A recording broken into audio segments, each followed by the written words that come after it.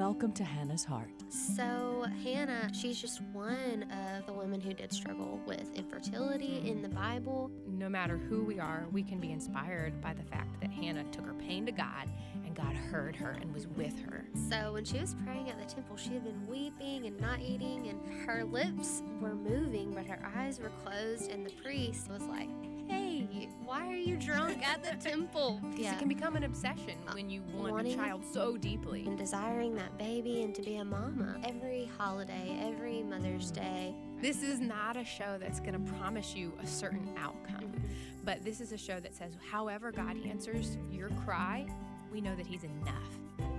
Hey, I'm Ann. And I'm Kendra, and you're listening to Hannah's Heart on American Family Radio. Hey, we love to connect with our listeners. If you want to reach out to us, we have an email address, hannahsheart@afa.net.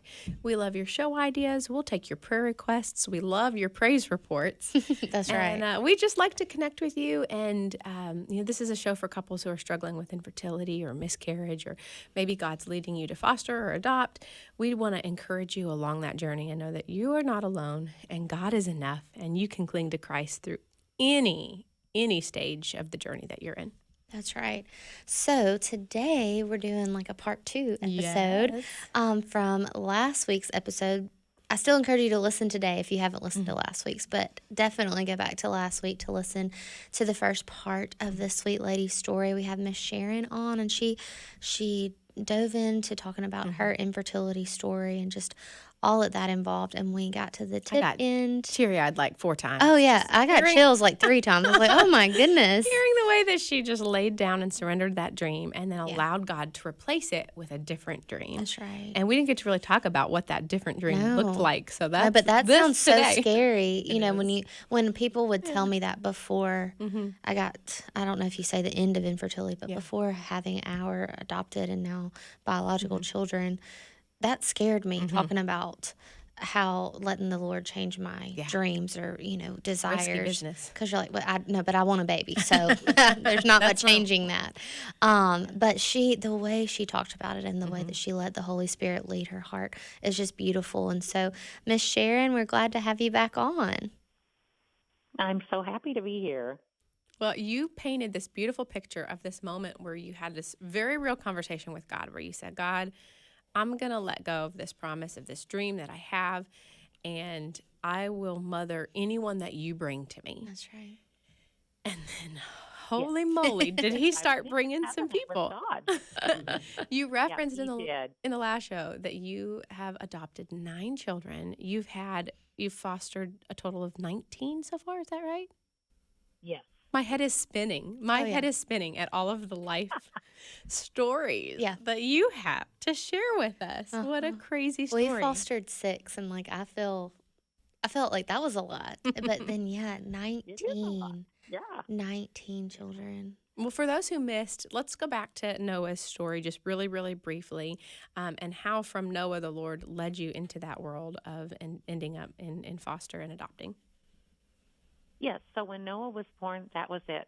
He was my dream fulfilled, my promise fulfilled. I'm a mama.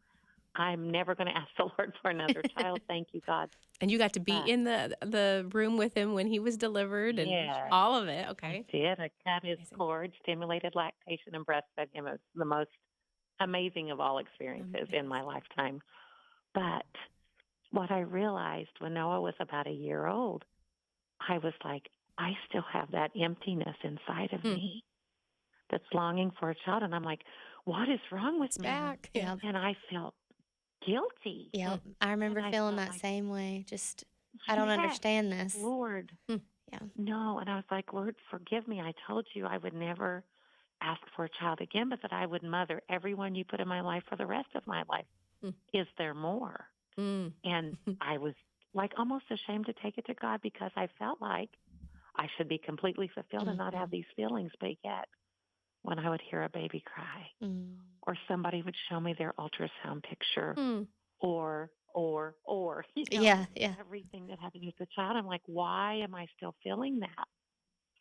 And I finally said, Lord, if there's more, you're going to have to show me, because I made a promise to you And I don't want to break that. And I want to hold up my end of the bargain. You've beautifully held up your end by bringing Noah. But why do I still feel this?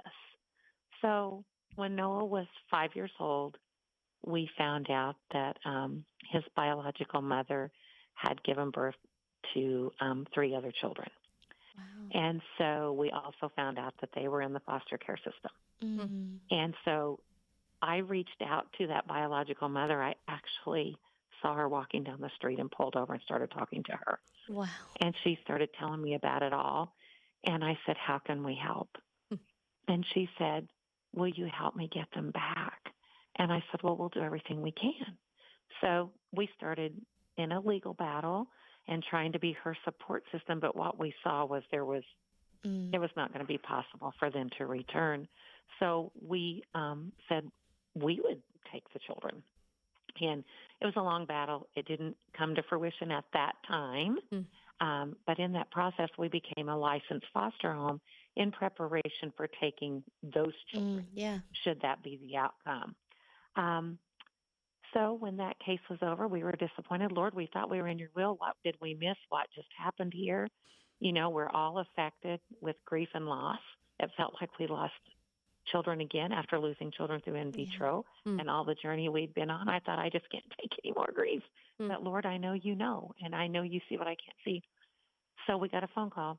We know it's been hard for you. This was the Department of Child Services. We know this has been hard for you. We know you're a licensed foster home. We know you're a nurse. We know what kind of mom and dad you are. Would you be willing to take a very sick little baby girl? And we said, sure. There wasn't a moment that it was an instant yes. And she came to us very, very sick with severe shaken baby syndrome. Oh, man. Oh, goodness. It was terrible. It was terrible. She had seizures and blind in her left eye from trauma, and she was 9 weeks old. And I can tell you that the moment I laid eyes on her, the exact feelings when I first saw Noah. And I knew in my heart of hearts she was here to stay. And my husband was like, now, babe, you know it's always the goal to reunify. I said, oh, I know that. But I also know that God didn't give me the rush of emotion I just got. I know that. And I think that's a really big fear for families who want to go into foster care. Well, what if I love them? And what if they reunify? You have to know that the goal is always reunification. Always. For any child that's in the foster care system, it is always reunification. Now, that may not come to be, but that has to be the goal initially. When people say that to me, we knew that. I always tell, when people say, I'm just scared, I'm going to love them too much, I'm going to get too attached. I say, well, that lets you know you're perfect for the cause then, because that's what we're called to do, is to love those babies like our own. But it also sounds like your heart was positioned in the perfect place to be able, because you had already surrendered your dream. This was not about fulfilling your needs. This was about being a servant to God, no matter what that looked like. So your heart was positioned to be obedient to him, even if it hurt. Right. And I think that's what we need to say. If you're going into foster care, no, it's not without pain. You are going to love those babies. No matter if they're 2 weeks old or 18, 17 years old, when they come to you and you accept the call to be an anchor for them, it's not without pain.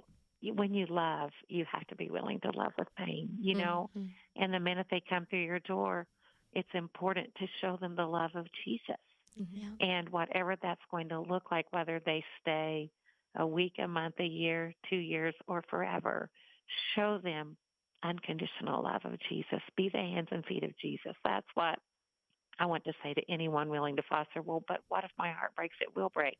We have fostered 19, and 11 of them reunified. We're thankful for that. But was it without heartbreak to us? I mean, we could be happy that there was some reunification, but we were still sad that they were no longer with us every day. And that's okay. And we saw our children have some grief and loss. There was one brother, sister that two of my children, still to this day, call them their brother and sister. They loved one another deeply, and they dealt with some grief and loss when they reunified. Wow. Yeah. And we had to work through that with our kids, but we showed them that ministry, and this is ministry, That's right. can come with heartache, but you have to love the Lord enough to do what he calls you, even if it has a cost to you. That's a powerful statement. I've heard a lot of people too, they're worried about how it's going to affect their biological children. And it does. My little boy, he still talks about 2 kiddos that we had in our home and that he misses, and he doesn't understand why they're not living with us anymore. But I do think that they're just watching us be on the mission field in our home, and yet It is a mission field. it is. But what we even say the same thing about Hannah's Heart, how much it's been good for us to be on Hannah's Heart more than what we thought it was going to be.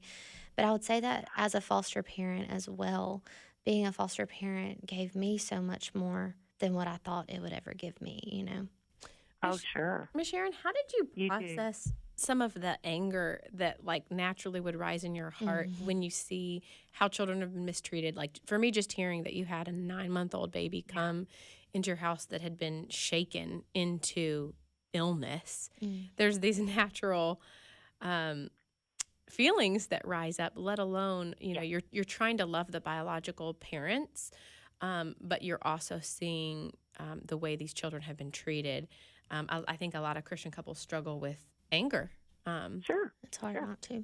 And we did. So first of all, she was 9 weeks old. Oh, 9 weeks. I'm not sorry. 9 months. Oh, my word. And she had 3 very traumatic incidents of shaking that they could tell by the blood that they aspirated from her bulging fontanelle. Some was very old, some was moderately old, and some was fresh. So the child abuse expert here in our state said 1 week, 5 weeks, and within 12 hours for those 3 episodes. So it was and that very makes good. me sick. Gosh. And so it was really hard, and I didn't know how I would respond when I met those very young parents, 16 and 18 years old. But when I did, that mother instinct in me took over, and I thought, what must have happened to you to bring you where you are? What has happened to you? And that's where I've tried as a foster parent to always look, and I do this with the children and the adults, look past the what is happening and try to get to the why. That's so good. What must have happened to you that you don't have enough self-control or enough boundary that you stepped out into this area and caused this harm to a baby, to a child, to someone that you're supposed to love and protect? What's happened to you? And so I have to take that back to my prayer time. Lord, I don't understand how at this visit Dad said X, Y, Z to that child, and now they come home broken to me, and I'm picking up the pieces. That's my role as a foster parent to do that. But I just have to keep taking it back to the cross and say, but for the grace of God, go I. Lord, help me to have mercy and grace for that family. Help me to pray so that they all become the best they can be, even if that doesn't mean that I get to see this child grow up, or if it means that child doesn't get to be with their family of origin. Help me have the grace and be healing to both sides.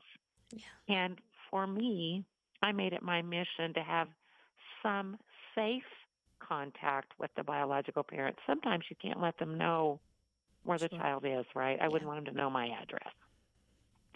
But I thought if it were me, I would just want to know that they're safe, And so I always provided my cell phone number and said, you're welcome to text me.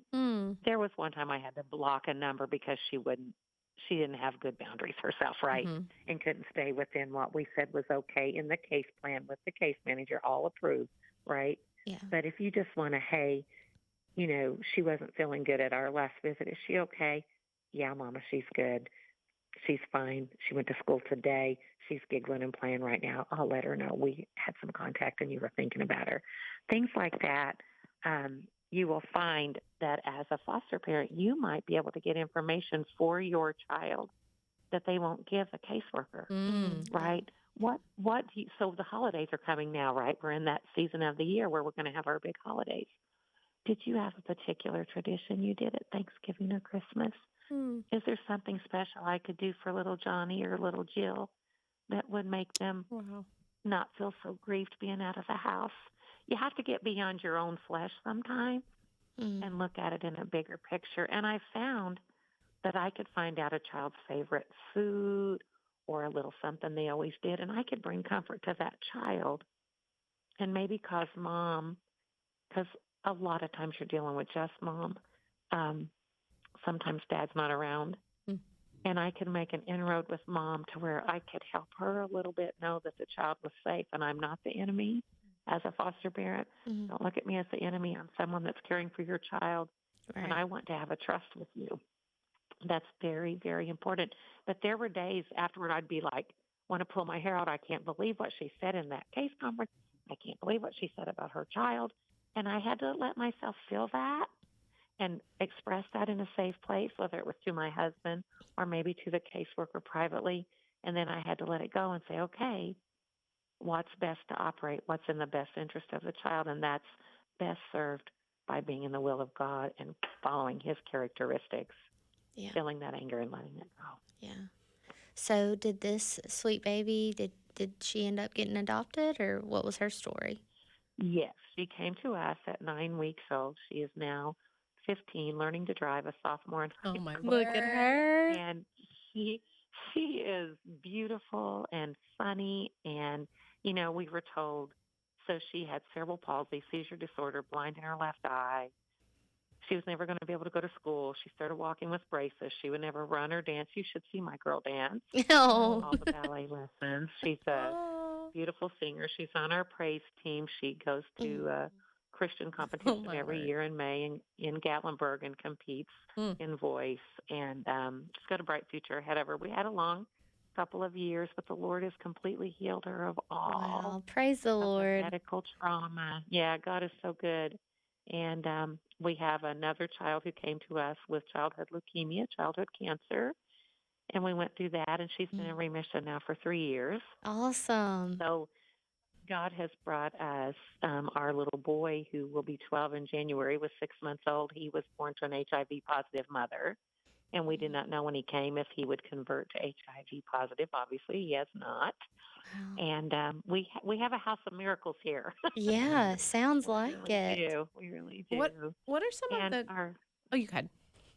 Sorry, I keep interrupting you. You have so much to share. I think about a lot of our listeners might have a lot of concerns about adopting a child that has medical backgrounds. What were some of your all's initial fears, and how did the Lord equip you to be able to deal with all of those special kind of needs? Well, fortunately, I'm a registered nurse. So even though I had a comfort level, it's very different with being out in your career and working professionally and taking care of things than, hey, I'm mommy and the buck stops here. Wow. And this is in my home now 24/7. And so I had to reconcile that within myself. You know, honestly, if you're going to be a foster parent, really search your heart before you ever take your first child and know what you will and won't accept, what you can and cannot do. Know your limits and then hold to that, because what can happen is the need is so, so great for good homes, for Christian homes, for safe homes for these kids to heal and to thrive and grow in, that you will feel pressure to take a child. Well, I wasn't going to take a child that had been through that because I don't know that I can deal with that. Oh, but we need a home. We've already called 4 other people. Are you sure you can't take them just for the weekend? Hold your ground, because you want to be the best you can be for that child, right? Yeah. And the Lord will pair you up with just who you're supposed to be paired up. I really believe that. Yeah. And they're, you know, insist that, okay, if that's what you want me to do, what training are you going to give me? What's the resource I will have for this child? Because I don't know anything about that, or I know very little, and I want to know more. Wow. For us, you know, it's been a big thing here, and it's not medical, but it's cultural. Our children, 4 of our children are biracial, and their hair is very different than my hair. And I had to learn how to take care of their hair and keep it beautiful just the way God made it. And that was different for me. And so I've done a lot of research, and we pay someone to professionally braid our girls' hair, and we've researched products, and that was a big deal for us because we want to keep their hair beautiful, right? Yeah. And so just ask for resources. That's very important as a foster family. And sometimes I think there's a misconception that all of these children are wild, they've not been treated right, they have all these behavioral issues. They're just children. They're just children. And you know what every child wants? In my experience, every child wants a mom, a dad, and a dog. That's so true. That's so true. They want a mom, a dad, and a dog. They want to be like everybody else. They want to have a normal. And a lot of these kids have never had a normal. All they've seen is what they see on TV or a movie, and they want that. Give that to them. Give them structure. Give them a safe place. You're not going to be yelled at. You're not going to be struck. You're not going to see me laying on the couch and you can't wake me up. We're going to have dinner every day, and you're never going to be hungry. And they don't have a pause button. These adults, and none of the adults wanted this for their kids. I know that. Right. It's just circumstances that brought them where they are. But those children don't have a pause button while the adult's trying to get it together. Yeah. You can't just push their belly button and say, I need you to be on pause for about 18 months or 2 years or 5 years. That just doesn't. It's not. Yeah. Give them everything you can give them. So even if they leave you, they'll never forget the love of Christ that they felt when they were in your presence. They'll never forget the sanctity of going to that church house and being in Sunday school and being high-fived and given a piece of candy and told about the love of Jesus. They'll never forget it. They'll never forget it. And just remember that this, like you said, is a mission field, Ann, and treat it as such. And maybe they'll stay 6 months, and maybe they'll be here forever, like 9 of ours. So that's still so amazing. Never know. What sort of encouragement would you give to parents? We've talked to a couple couples that they were concerned about how to discipline and raise children with some of the constraints of the foster care system, feeling like there was a biblical model that they had that they were wanting to follow, but then there were all of these red tape and restrictions and things that kind of counteracted what the approach they would naturally want to take. Yeah. There is absolutely zero ability to spank a child that's in foster care. It's absolutely off the table. Yeah. So you have to really be creative. We have established along the way 4 golden rules in our house. The first one is no freaking out, number 1. I don't care what's going on. Don't freak out. We will handle this. I love that. That's a great rule. I'm about to write these down. Rule kids, they will all say no freaking out. Number 2, leave it better than you find it. Don't come in here and make a mess everywhere. When you're done, pick it up, put it away. Leave it better than you find it. That goes for at church, at school, at a restaurant, wherever. Leave it better than you find it. Number 3, do all your have-tos you have to. Then you can do all your want-tos you want to. Do what's required of you, and then the rest of the day is yours. Make your bed, brush your teeth, have some breakfast, get dressed, put your clothes in the laundry bin. You're good to go. Off you go. Come home from school, get your snack, do your homework. Ask mom and dad if they have anything they need to do, and then the rest of the evening's yours. It's yours. Go do it. So that's easy. And then number 4 is where you were going. This is the big one for us. If it matters for eternity, it matters. That's when discipline comes in. If you are lying, cheating, stealing, gossiping, any of those things, taking the Lord's name in vain, whatever it is, that's where we have to come to discipline. And it's so very important that, what do they say, that punishment fits the crime. You did not make your bed, and I told you to do that. You're grounded for a week. That makes no sense. Yeah. But you know what? Hey, where did you get that Matchbox car from? Oh, I don't know, and you can tell. It's not being honest. Where did that come from? Well, it comes out that you saw little Johnny have that, and you wanted it, so you took it and you put it in your pocket. Oh, my gosh. Do you know that that's stealing? Maybe you didn't know. So we have to talk about this. Now, you're going to have to take that back to Johnny, and you're going to have to tell him to his face that you took his car and that you're sorry and that you'll never do that again.